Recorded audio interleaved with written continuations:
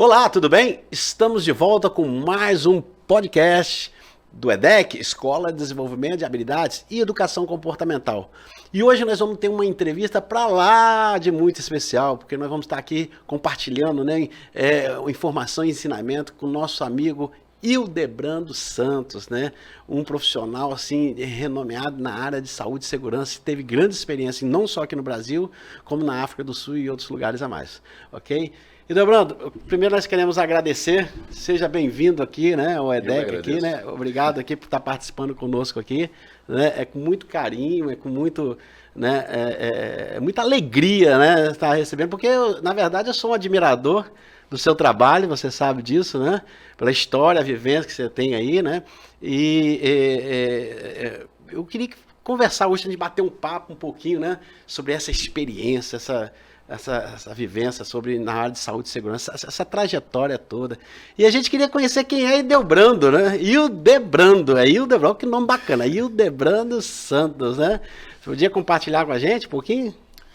Quem é Hildebrando? Hildebrando é filho de um professor, engenheiro civil. Meu pai era engenheiro, como eu falei, engenheiro civil, professor da universidade, professor de geometria descritiva. A minha mãe também era professora primária. Sou capixaba, tenho 2 filhos, né? Sou engenheiro mecânico, engenheiro de segurança do trabalho. A gente, só cortando, agora eu tô entendendo por que ele é um educador. Ele teve 2 educadores dentro da casa dele, foi criado com 2 educadores, fantástico. Ele, além, né, porque eu conheço já Hildebrando por algum tempo, ele tem realmente uma habilidade muito bacana de ensinar, de portar os assuntos com as pessoas, né? Então, já vem inclusive, historicamente, né, dentro de berço já isso aí, né? Então, meu pai e minha mãe eram professores e passaram a vida toda, né, ensinando e aprendendo. Quem ensina aprende, né? E eu tenho bastante orgulho de ser filho dos 2. Como eu falei, no caso do meu pai, ele foi professor da Universidade Federal do Espírito Santo, na época na Escola Politécnica, de 2 matérias, geometria descritiva e cálculo diferencial integral. E minha mãe, escola Matérias primária, maravilhosas, cálculo, né? Na integral, nossa, você já fez integral uma vez?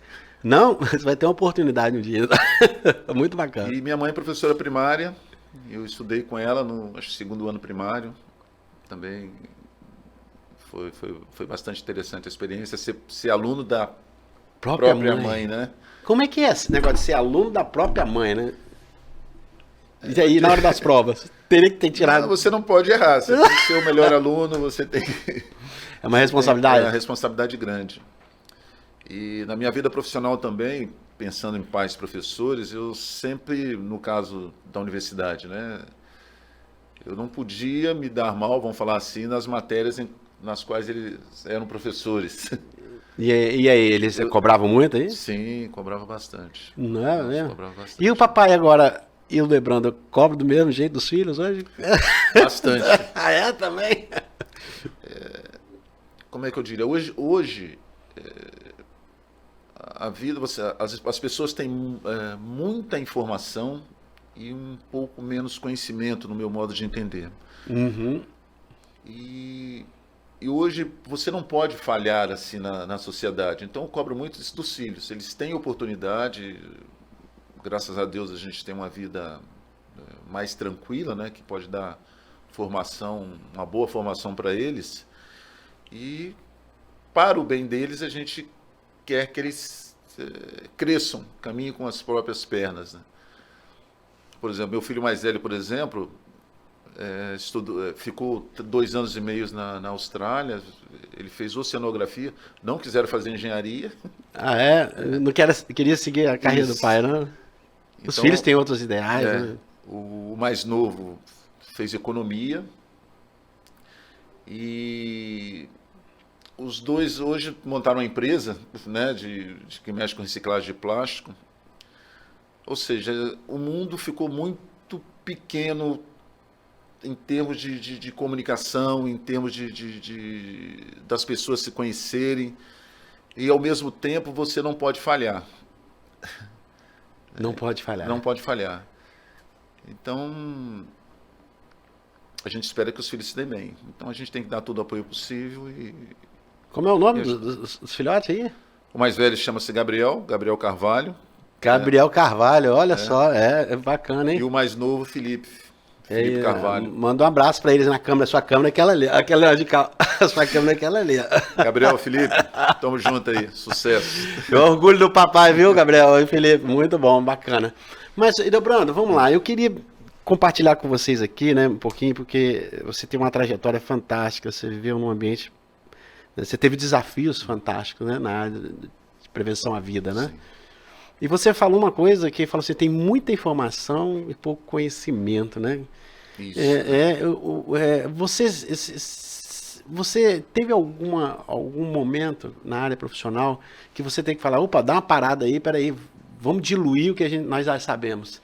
Porque é verdade, hoje, o tempo todo, a informação vem de todos os ângulos, WhatsApp, Facebook, Instagram, antigamente a informação vinha mais só pelas televisão ou jornais, né? Hoje, todo momento, todo instante, né? Como é que é isso? Como é que você enxerga isso hoje? Quando eu falo conhecimento é o seguinte, qualquer coisa que você precise hoje, em termos de descobrir um caminho, você vai no YouTube, você vai em qualquer mídia social, você consegue já a resposta pronta. E você não sabe o caminho para chegar até lá. Então, isso eu acho que causa uma confusão, talvez, na mente das pessoas mais novas, né? Por exemplo, vamos falar em empresa. Hoje a gente vive um momento de muita gestão, muita documentação, muitas metas. E o conhecimento das pessoas, eu acho que deu uma diminuída, tá? Então, as pessoas estão focadas mais no farol do que nas pessoas em si, você está dizendo? Ou seja, eles focam mais no resultado para dar o farolzinho lá do que focar eu sinto isso em todas as empresas no Brasil hoje. Como é que eu daria esse exemplo? Eu acho que as pessoas precisam, os profissionais de segurança hoje em dia precisam se preocupar mais com as pessoas do que com os índices, né? De faróis, de resultados. Porque você se preocupando mais com as pessoas, o índice diminui, penso eu. É natural. É natural. E se você preocupar muito com os índices, as pessoas às vezes ficam esquecidas, porque talvez a prioridade seja não se colocar em xeque. Entendi. É uma coisa estranha, né? Fica meio obcecado pelo farol ali, tem que dar aquela meta. Então o farol parece que é mais importante, obviamente não, né? Do que as pessoas. Fica parecendo isso. E também eu acho que na área de segurança, se você não gosta de gente, se você não gosta de pessoas, você não deve estar na área, tá? As metas são importantes, mas eu creio que para você possa atingir essas metas, você tem que gostar das pessoas, você tem que ter uma empatia, né? Uma empatia, né? Bacana. Ou seja, você precisa querer que as pessoas não se machuquem e não querer apenas o resultado baixo. O dia que todos pensarem mais nas pessoas, lógico que isso é uma utopia, né? Vamos falar assim, os resultados vão baixar naturalmente. Eu acho interessante, eu vou falando com o público aí de casa, inclusive, ele é um homem das exatas, né? Engenheiro, né? Engenheiro de formação e ainda pós-graduado em engenharia de segurança. Mas o que mais me admirou em Hildebrando foi justamente essa pegada de humanas que você tem que trabalhar pessoas. Né? Toda vez que eu te vejo, né? O tempo todo você está focado em pessoas.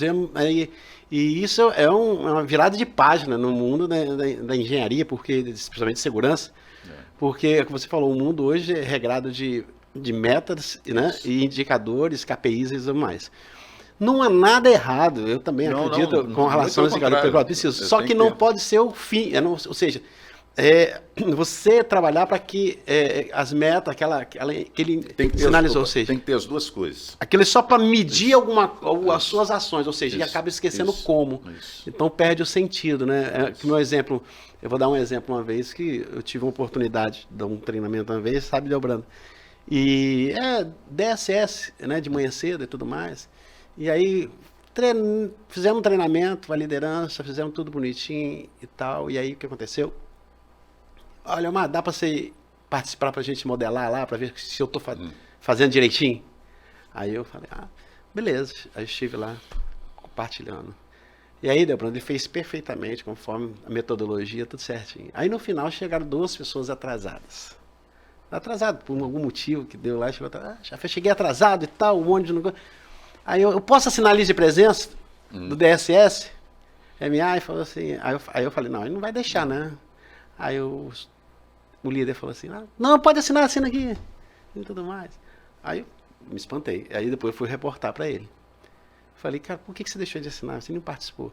Não, é por causa não vai ficar vermelho, né? Vai ficar vermelho, aí depois eu tenho que explicar. Então, o que eu quero dizer é o seguinte, e às vezes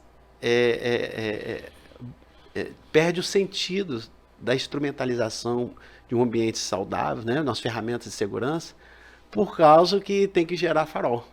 Tá entendendo? E o farol é só para sinalizar que se você está fazendo as coisas corretamente. Tá entendendo? Então, perdeu o sentido de uma coisa. Então, resgatar isso é de suma importância, é um desafio para a engenharia de segurança. É um desafio muito grande, porque o mundo é de resultados. Mas eu acho que o resultado só será sólido mesmo se as pessoas se pensarem mais nas pessoas e aquilo que vai para o farol seja o reflexo da realidade. Né? O farol tem que ser o reflexo da realidade. Não é o farol para mostrar em reunião, ficar bonitinho perante a alta liderança. Não. E não reflete a realidade. Não. Muito bom, muito bom. E como chegar a essa maturidade? Como é que a gente pode perceber isso aí? Rapaz, é complicado. Acho complicado hoje. Porque precisa de uma mudança cultural, né? Uma mudança cultural muito forte. Só tempo. Só o tempo? eu vou dar um exemplo de uma empresa que eu trabalhava, que, assim, pensando no relacionamento humano, né? Você só pensa em resultado, em meta, em fazer tecnicamente melhor. Isso tem que ter. Não tenho dúvida disso. Tem que ter. A gente está discutindo o sentido do negócio. Tem que melhorar mais ainda. Eu acho que a questão técnica deu uma diminuída, precisa melhorar de novo. Mas vou dar um exemplo simples.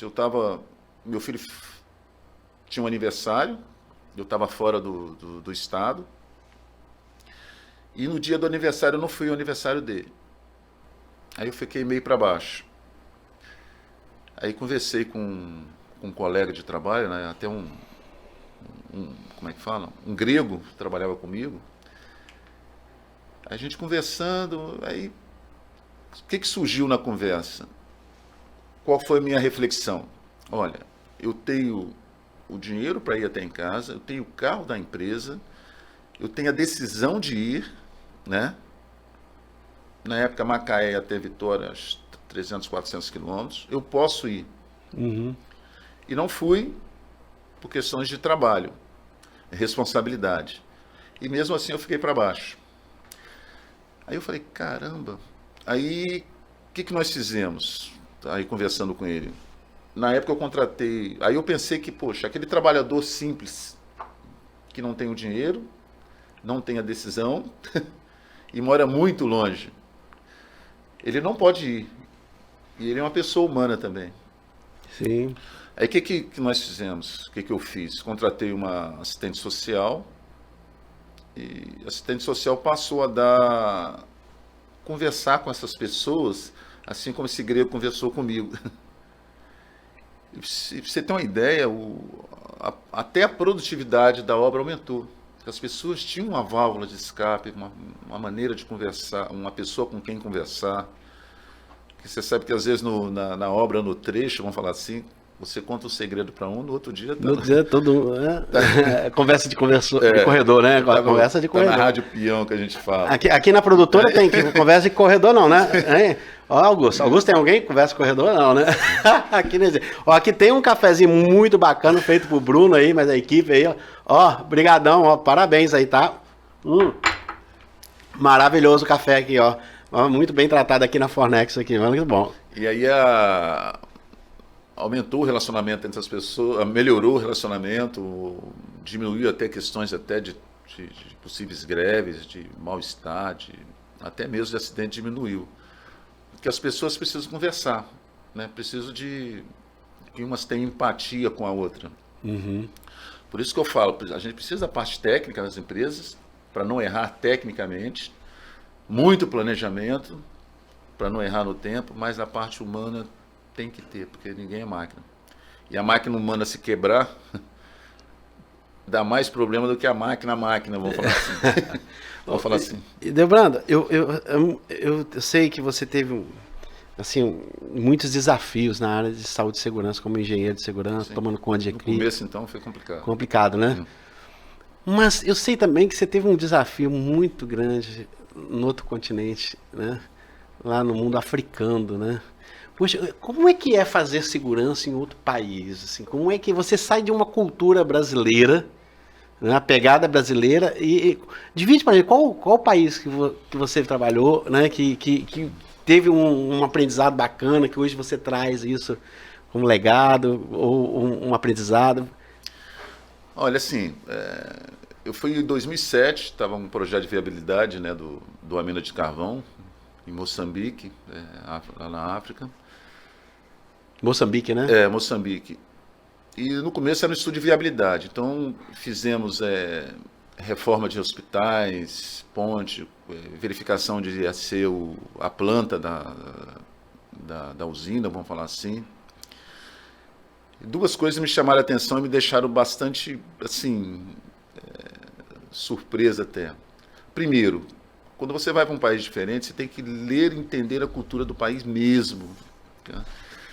Você tem uma ideia, em Moçambique teve a guerra civil e eu tinha um contrato de desminagem. O que é contrato de desminagem? É você descobrir onde tem mina terrestre, onde tem artefato militar, para retirar, para colocar a planta ali ou deslocar a população para aquele local onde eles, a partir da implantação da unidade, eles passarão a viver, morar. Sim. Então você tem que contratar uma empresa, né, fazer uma pesquisa de impacto, que a gente chama, ou seja, verificar a legislação, verificar se naquele local teve quartel, se teve, como fala, almoxarifado, se teve essas coisas para guardar artefato. Aí você faz uma pesquisa, se a história mostrou que ali tem uma possibilidade de ter artefato, né? Aí você contrata uma outra empresa, né, onde tem os sapadores, né, são os profissionais que fazem a verificação de detecção de metal, e encontrando o artefato, aí chama o pessoal do Exército, polícia, para detonar esse artefato. Como brasileiro não temos servido do Exército, foi bastante complicado, principalmente quando se pergunta, né, aquela pergunta básica que o pessoal faz para a segurança: ei, segurança, posso trabalhar ali? Aí você, caramba, aí você com base nessa pesquisa de impacto, com base na varredura, na competência dos profissionais, você libera ou não aquele local para atividade. Então foi bem atípico, né? Bem atípico. Da situação. Você tem que lidar com um local, um terreno minado. Terreno minado e garantir que aquilo ali realmente... Isso. Olha só, e aí tem que, né, montar toda uma estratégia, né? Outra coisa também que, até a valorização do Brasil. O Brasil é um país que eu tenho orgulho de ser brasileiro, tá? Total, porque a gente vê quando está em outros, principalmente onde eu estive, lá em Moçambique, ainda a questão cultural, vamos falar assim, a questão de trabalho ainda estava meio bem baixa, meio incipiente, a questão de atendimento à legislação. Eles têm uma legislação que simila a nossa na área de saúde e segurança ou alguma coisa? Eu diria que é basicamente uma legislação bem parecida, sem as NRs. Sem as NRs. Isso, ou seja, você tem a legislação geral sem as NRs. Não, então, peraí, porque tem a portaria 3.214, que estão divididas em várias NRs nossas, cada uma falando de coisas específicas. Isso. Lá tem uma legislação direto falando de tudo, de saúde e segurança, ou tem só um tema específico? Você lembra de alguma coisa? fala de alguns cuidados com segurança, mas não especificamente detalha item por item. Vamos falar assim. Então, quando nós fomos para lá, eu peguei essa legislação brasileira das NRs, tirei a questão de lei, porque você não pode usar a lei do seu país em outro país, sim. E colocamos como procedimento, vamos falar assim. Então, a gente usava procedimento na empresa, inicialmente, usando as NRs, sem falar que era lei, para cobrar isso das empresas que lá chegavam. Então, foi a maneira que a gente encontrou, inicialmente, de fazer com que a segurança ficasse mais forte, pela falta da lei específica de lá. Então foi isso que a gente fez. E então ajudou até a contribuir também, acho que provavelmente teve uma relação junto com a parte do governo e tudo mais, uma flexibilidade nisso. Essa relação foi até boa pelo seguinte, para fazer a fiscalização da obra, nós treinamos 60 monitores, tá? 60 São garotos vamos chamar de segundo grau, que nós contratamos e treinamos como a mesma grade curricular de Tec Segurança. Então, vocês se formaram Tec Segurança lá em Moçambique, né? Ai, que legal. A iniciativa que foi dada, ou seja, é o professor mesmo, né?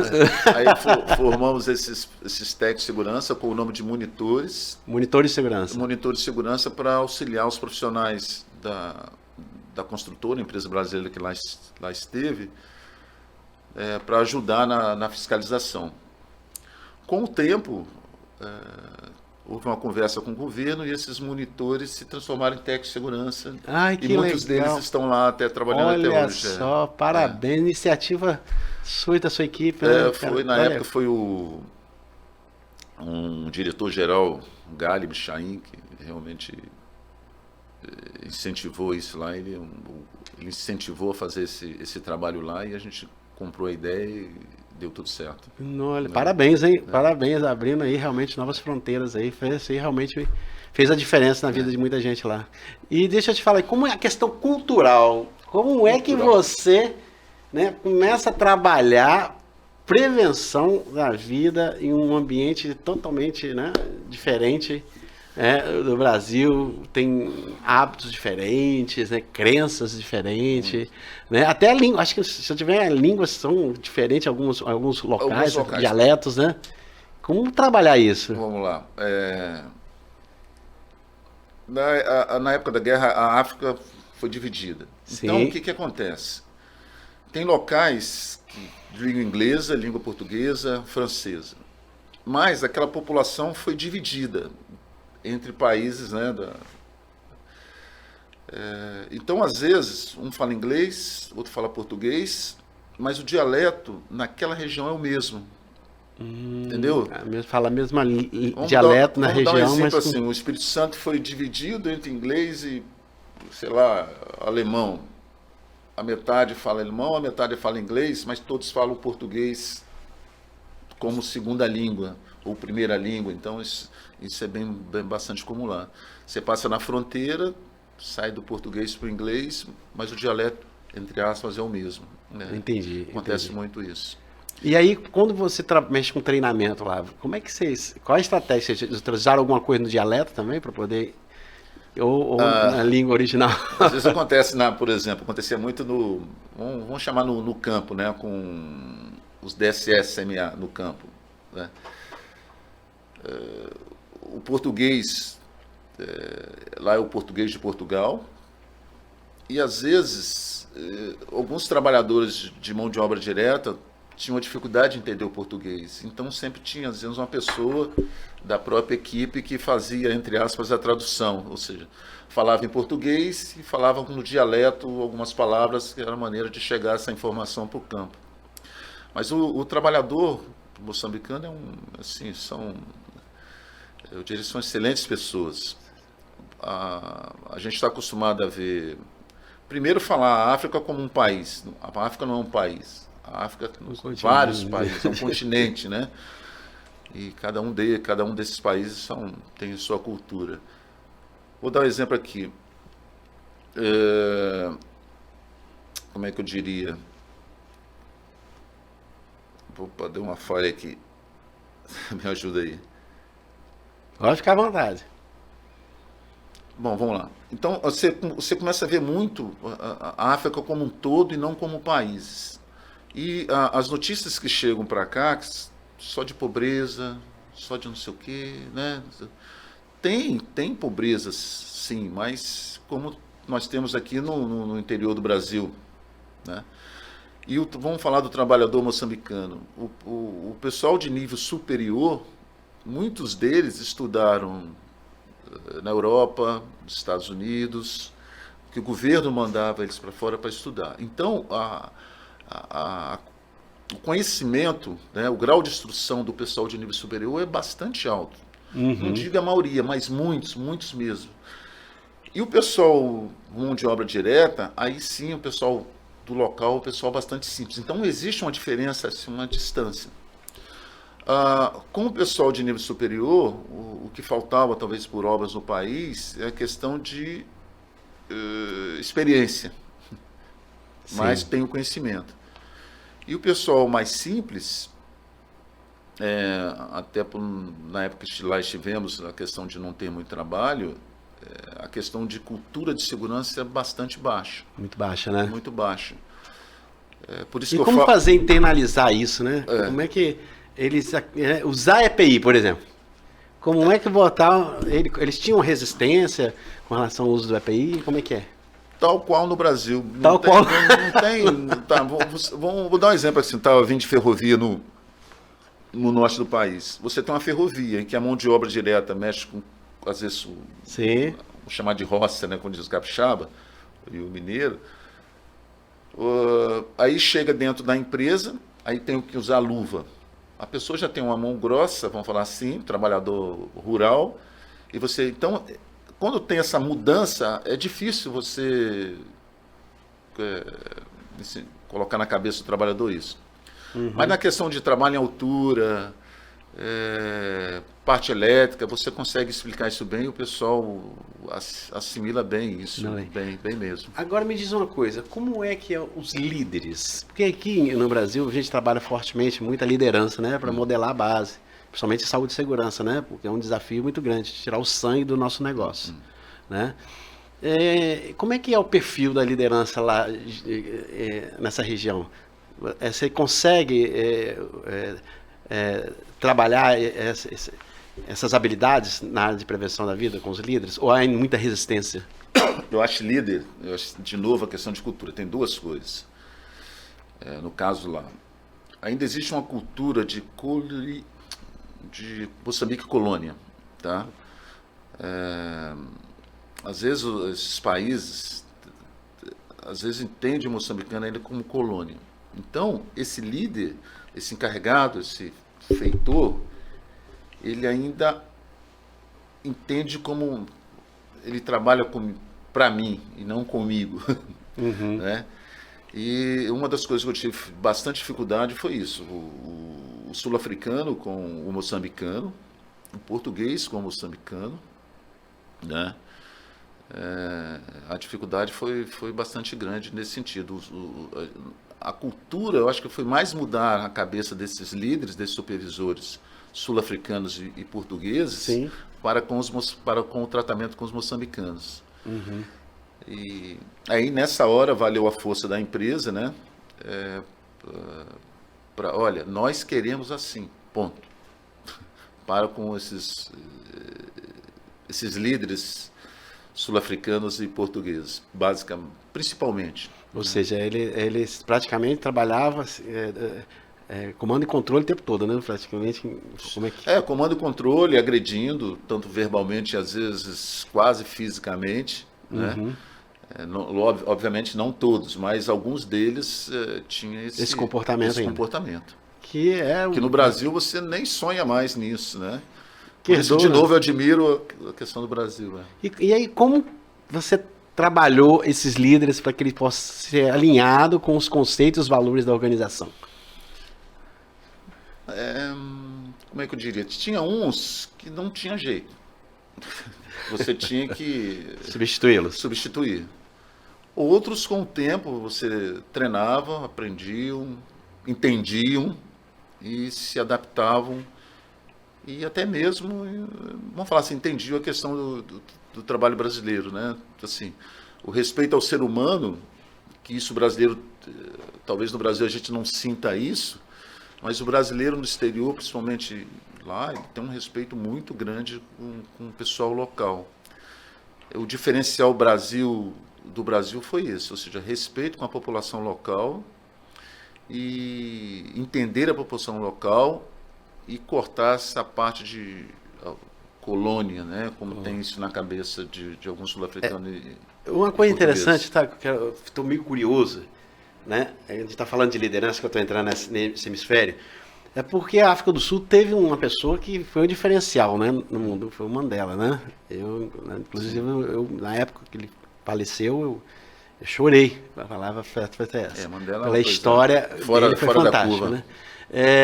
O Mandela, quando foi antes, né, com aquele ideal, né, da África do Sul, dele lá, com libertação da África do Sul, quando ele foi preso, né, eu tenho um livro dele, eu queria trazer até para conversar Madiba. com você aqui, Madiba.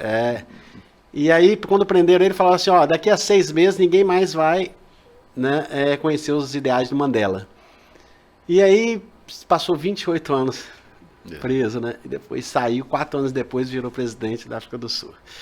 E aí, onde eu quero chegar? Eu quero chegar que, quando ele faleceu, eu estava ministrando uma capacitação de liderança lá dentro do 38 BI, 38º Batalhão aí, né, do Exército Brasileiro aqui no Espírito Santo. E a bandeira estava meio mastro.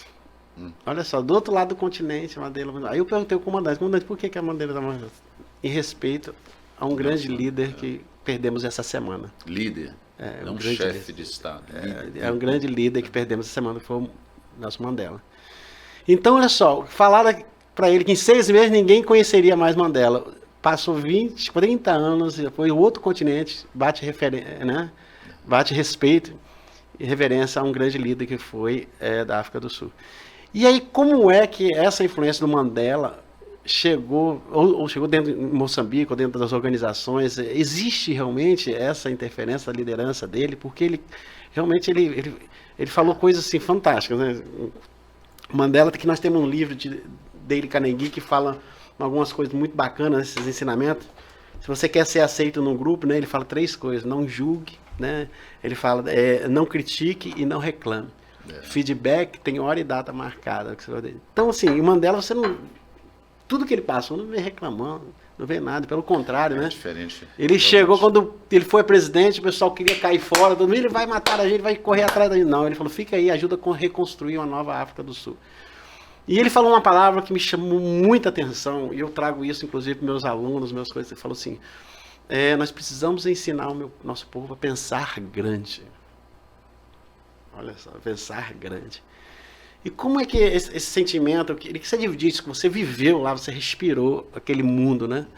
Mas como que essa influência, essa liderança dele impactou diretamente ou não nessas organizações? Realmente é diferente, é um líder diferente. Tem uma frase, eu não lembro direito agora, mas ele falou assim, quando ele caminhou em direção ao portão, né, de saída da prisão, ele sabia que tinha que deixar todo o ódio para trás.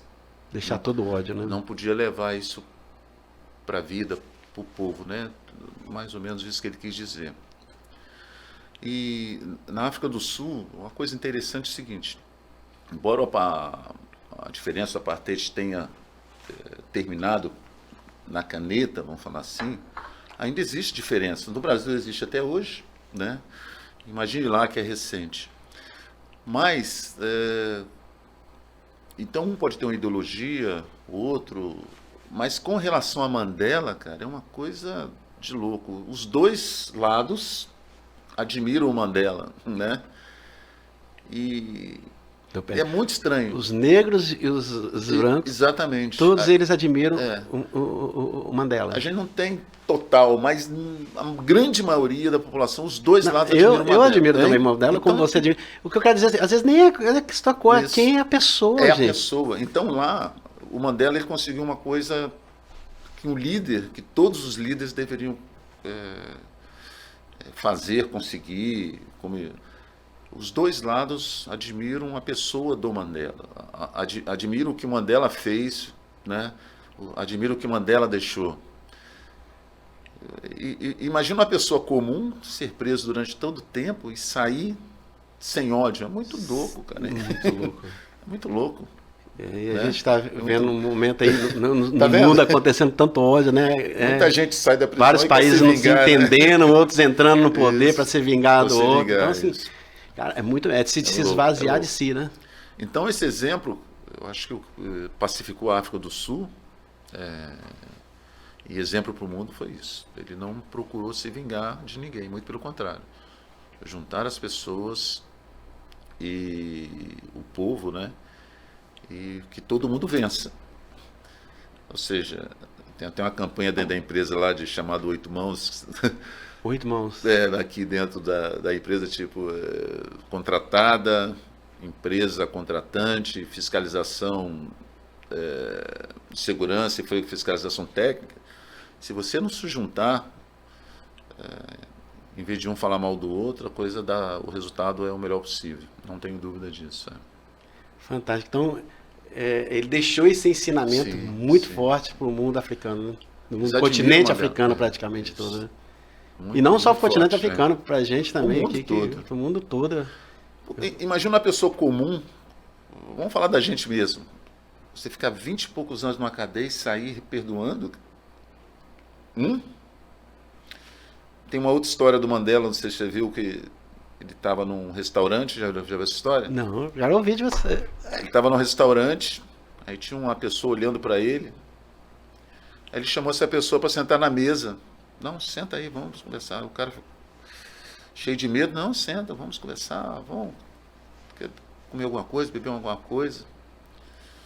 Passado o tempo, essa pessoa saiu, foi embora. Aí a pessoa que estava acompanhando o Mandela, nossa, quem é essa pessoa? Esse é o guarda que, quando eu ia pedir alguma coisa ou comer alguma coisa, ele urinava naquilo que eu ia pegar, entendeu? Caramba, É complicado, realmente é um cara diferenciado. um cara diferenciado, né? E Então até isso, né? Com a tua postura e tal. Ele como presidente poderia tomar atitude, entre aspas, Sim. que quisesse. De vingança, De né? vingança, Como diz, né? Junto ao pessoal que fizeram.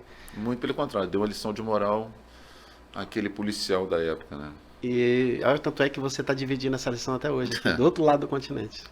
Né? Que se provavelmente ele se vingasse, provavelmente ficava por ali. Exatamente. Olha, sensacional, gente, sensacional. Viajei um pouco aqui na história, um pouquinho, Não, né? realmente foi diferente. E realmente esses valores de Mandela permeiam entre o povo africano. Sim, sim. A África do Sul é um país muito bonito. Moçambique teve uma ligação com Mandela, né? A esposa do presidente lá também foi esposa do Mandela, por incrível que pareça, após a morte dele, né? Ou seja, foi uma história boa. Ou seja, o aprendizado que eu tive, né, que eu levo para a vida, é que as pessoas, os povos precisam que acreditem neles, e os trabalhadores é a mesma coisa. Quando você dá a condição, quando você se coloca no lugar desse trabalhador, quando você se coloca no lugar dessa equipe, você tem o melhor resultado. Se você só criticar, você não vai ter o melhor resultado. Você tem que criticar às vezes, obviamente, mas sempre as pessoas começam a mais se proteger do que a fazer alguma coisa. Então, o que eu penso? Aí o que o Mandela fez. Já pensou se ele tivesse atacado todo mundo? A África do Sul não seria nada hoje em dia. E vamos levar isso para dentro de uma equipe. No momento que você valoriza as pessoas e, obviamente, tira aqueles que não querem fazer, eu acho que as coisas tendem a crescer. Isso eu não tenho dúvida. Bacana. Deixa eu te falar a última. Aproveitando essa entrevista gostosa, estou viajando na história aqui contigo aí, né? De um grande líder, porque eu estudo bastante essa liderança pelo mundo aí. O Mandela é uma pessoa que não tem. Eu reverencio todas as atitudes, as decisões dele, né? E eu queria fazer, qual a sugestão, qual o conselho que você daria para um profissional que hoje queira investir, trabalhar dentro do continente africano? que você sugeria a ele, né? Não só Moçambique, mas dentro da atmosfera do continente africano. O que você sugeria? Qual a sugestão que você daria, conselho que você daria para ele, né? Se ele quer investir, trabalhar dentro desse continente? Primeira coisa, conheça a cultura e o povo, estude muito o local que você vai. Conheça a cultura daquele povo, conheça a cultura daquela localidade, conheça a cultura daquele pessoal, daquele sítio, como diria o pessoal de Moçambique. Você conhecendo a cultura, você consegue entender as pessoas. Uhum. E assim, é um povo muito bom, tá? É incrivelmente inteligente quando você passa as coisas, quando você quer as coisas, quando você ensina as coisas, quando você aprende as coisas, quando você conversa. Sim. E tirar um pouco desse estereótipo de, nossa, pobreza, tudo sujo. Ou seja, quando você vai lá com o intuito de trabalhar em equipe, você vai ver que é um povo muito forte, muito, muito bom. Eu dou até um exemplo. Eu estava uma vez, logo que nós chegamos, cortando, logo que chegamos em Moçambique, né? Lá no interior. Tem a capital. As capitais dos países são praticamente todas iguais. Você chega no aeroporto de qualquer lugar do mundo, é a mesma coisa, vamos falar assim, entre aspas. Mas, quando você começa a trocar ideias, vou dar um exemplo simples aqui. Uma vez, quando nós lá chegamos, no interior, não tinham carros para transporte, né, chamados matimbombas, né? Então nós fomos na África do Sul para trazer carro para transporte lá, as vans, igual tem aqui na Vale. E cinto de segurança, às vezes, vans com 3, 4, 5, 10 pessoas emboladas lá dentro. Aí levamos para a empresa essas vans e olha só, a questão de segurança, né, cultura, por não ter transporte. É melhor você ir dentro de um transporte cheio do que ir a pé. Então, a questão de cultura, às vezes, não é só cultura, é questão de tipo de empresa. Aí eu lembro lá que a gente tinha esse problema, e eu lembro quando eu saí, já em 2000, bem antes, estava ligando, o pessoal já tinha problema de negócio de van, e lá no final já estava falando de ergonomia. Olha só a distância. Sim, para a mesma empresa, para a mesma obra. Eu não tenho van para transportar os matimbombos, sem cinto, um monte de gente. E anos após, discutimos ergonomia do transporte, até a implantação dos requisitos de atividades críticas, né? Ou seja, quando você dá a condição, as pessoas crescem. Tá? Então, de novo, foi uma experiência muito boa e eu tenho bastante orgulho disso. E é muito gostoso estar conversando com você sobre isso aqui. Hildebrando, eu só quero te agradecer em nome do EDEC, né? Da equipe do EDEC aí. Te agradecer por estar participando desse podcast com a gente, né? E eu quero, né, futuramente convidar você novamente para a gente conversar mais um pouco aí, que tem mais coisas aí, tem coisas mais curiosas aí a respeito disso aí. No início da minha carreira, dentro aqui nas construções Vitória, tem bastante coisa. Eu sei que tem muita coisa aí. E aí, eu quero te agradecer, obrigado, tá bom? Eu que agradeço. Né, obrigado pela tua presença aqui, né? Obrigado por participar com a gente aí. E é isso aí, gente, estamos aqui. Você quer dar algum recado final aí para os profissionais de segurança aí? Os engenheiros de segurança, vamos lá. O recado que eu poderia dar para os profissionais de segurança é que estudem muito, tá?